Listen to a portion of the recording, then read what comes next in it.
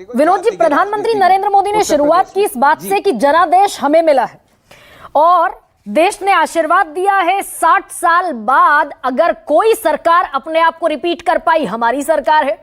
कांग्रेस को लगातार 10 लोकसभा के चुनावों में 250 सीटें क्रॉस नहीं कर पाई।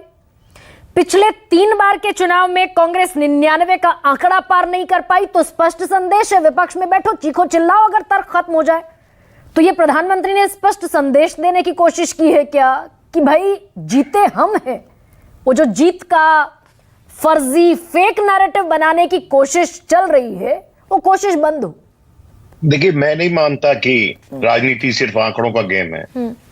राजनीति काफी हद तक परसेप्शन का गेम है और आज के दिन परसेप्शन ये है कि दोनों धड़ों पर मिलकर काम करना चाहिए। जो जमीन बड़े स्तर पर भाजपा के पास थी, वो तकसीम होकर बहुत सी जमीन विपक्ष के पास गई है और उसका इस्तकबाल करते हुए, उसकी रिस्पेक्ट करते हुए जो ट्रेजरी बेंचेस हैं उनको वो सम्मान देना चाहिए विपक्ष को, जो सम्मान उसने हासिल किया है। मैं चल हो जा शुरू।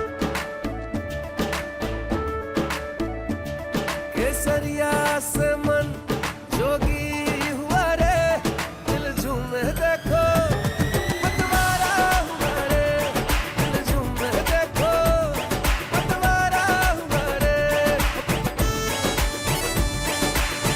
हर पल मनाओ केसरी त्योहार। विमल, बोलो जुबान केसरी। पार्लियामेंट्री डेमोक्रेसी का बहुत बड़ा बिलीवर हूं और मुझे आज बड़ा दुख हुआ जो शोर शराबे में माननीय प्रधानमंत्री ने भाषण दिया। मैं क्लियरली ऑडिबली सुनना चाहता था कि कौन क्या कह रहा है, किसके तर्कश में कौन से तीर हैं। कल राहुल गांधी चला चुके थे, आज प्रधानमंत्री का पक्ष था। आज प्रधानमंत्री ने वो तीर चलाने थे अपने तर्कश से। उनकी स्पीच मैंने बहुत मुश्किल में बड़े ध्यान से सुनी।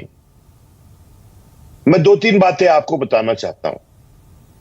देखिए, आज जो पार्लियामेंट में हुआ वो पार्लियामेंट्री डेमोक्रेसी की बहुत बड़ी हार है। एक इसलिए कि नेता सदन को बोलने नहीं दिया गया, उसमें शोर मचाते रहे, भले ही जैसा मुद्दा था, मुद्दा वो गंभीर है।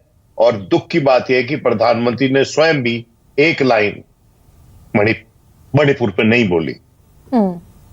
तो इसमें तो दोनों जो हैं उन पे आक्षेप लगता है। ये दोनों बोथ हैव एक्यूज हो गए इसमें। और दूसरी बात जो मैं आपको कहना चाहता हूं कि 1 घंटे से ज्यादा हाथरस में इतना बड़ा इंसिडेंट हो गया and the prime minister of India was not informed, और whether he was informed and did not care to mention.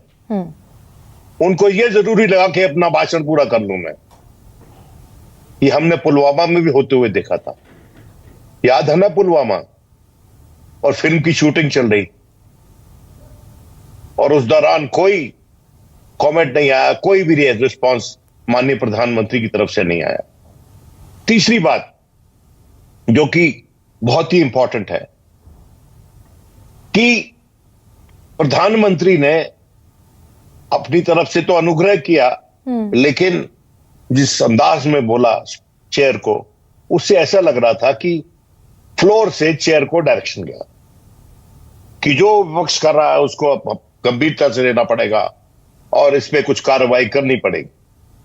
ये प्रधानमंत्री ने 4, 5, 6, 7 सेंटेंसेस बोल के ऐसा लग रहा कि डायरेक्टिव दिया चेयर। अच्छा विनोद जी, ये बताइए, ये जो पार्लियामेंट की दोनों दिनों की तस्वीर है, लेट मी फिनिश। इसमें ये मल्ल युद्ध जैसा ज्यादा हो गया क्या? भाई कुश्ती का अखाड़ा है, तुमने 2 दांव पेंच दिखाए, हम 4 दांव पेंच दिखाएंगे, बनिस्पत इसके कि कुछ प्रोडक्टिविटी की तरफ आगे बढ़ते, फ्यूचरिस्टिक अप्रोच की तरफ बढ़ते। कहिए सर, प्लीज कैरी ऑन। मैं बात पूरी कर लूं। उसके बाद क्या हुआ कि एक रेजोल्यूशन पास हो गई, ट्रेजरी ने रेजोल्यूशन मूव की विपक्ष के खिलाफ, उसकी कारकर्दगी के खिलाफ, और वो रेजोल्यूशन पास हो गई बाय वॉइस वोट। ठीक है, म्यूट हो गया विनोद जी। हाँ, मैं ये कहना चाहता हूं कुल मिलाकर कुल मिलाकर मैं ये कहना चाहता हूं गरिमा जी कि जो शुरुआत हुई है वो बहुत ही उदास करने वाली, बहुत ही ट्रबलसम शुरुआत हुई है। कि पहले ही सत्र में, पहले ही मेल मिलाप में एक रेजोल्यूशन ट्रेजरी की तरफ से विपक्ष के खिलाफ पास हो गया और पहले ही सेशन में जो विपक्ष है उसने नेता सदन को बोलने नहीं दिया ठीक तरह से। तो दोनों तरफ से गलती हुई और कुल मिलाकर जो हमारी पार्लियामेंट्री डेमोक्रेसी है, जो कि इतने यहां से आवाज दो तो शायद 1 मिनट में हेलीकॉप्टर में आदमी पहुंचे हाथरस, वहां से खबर नहीं आई और वहां से वो उसको संज्ञान में नहीं लिया गया कि 100 के करीब लोग मर गए श्रद्धालु हाथरस में। ये किस लिए है पार्लियामेंट्री डेमोक्रेसी देश में? जनता के लिए है कि नेताओं के लिए है? ये सवाल बनता है कि नहीं?